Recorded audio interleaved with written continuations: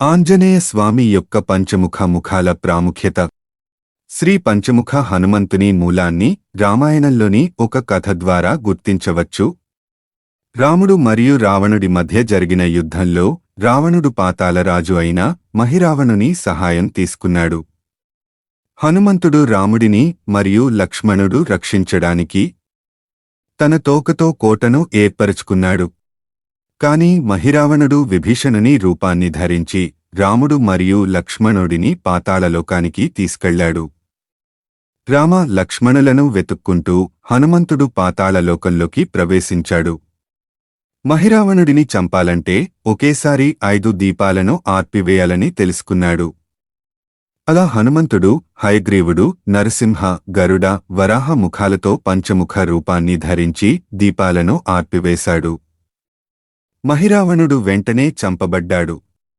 కథ కాకుండా శ్రీ పంచముఖ హనుమంతుడు మంత్రాలయ సన్యాసి అయిన శ్రీ రాఘవేంద్ర తీర్థ యొక్క ఉపాసన దేవుడు.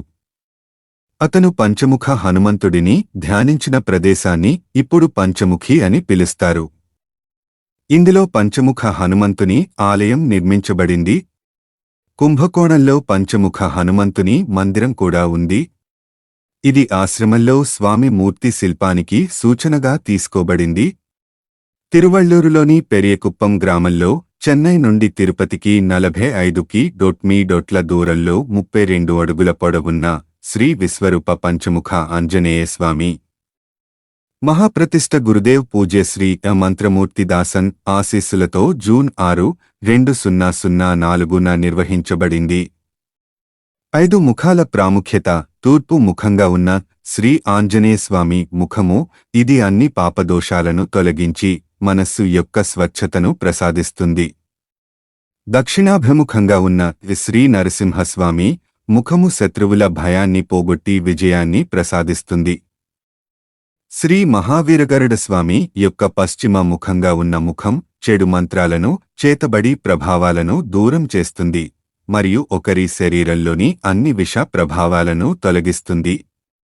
ఉత్తరాభిముఖంగా ఉన్న శ్రీ లక్ష్మీ వరాహమూర్తి స్వామి గ్రహాల దుష్ప్రభావాల వల్ల కలిగే ఇబ్బందులను దూరం చేసి సకల శ్రేయస్సును అష్ట ఐశ్వర్యాలను ప్రసాదిస్తుంది. శ్రీ హయగ్రీవస్వామి పైకి చూస్తున్న ముఖం జ్ఞానం విజయం సంతానం మరియు ముక్తిని అందిస్తుంది.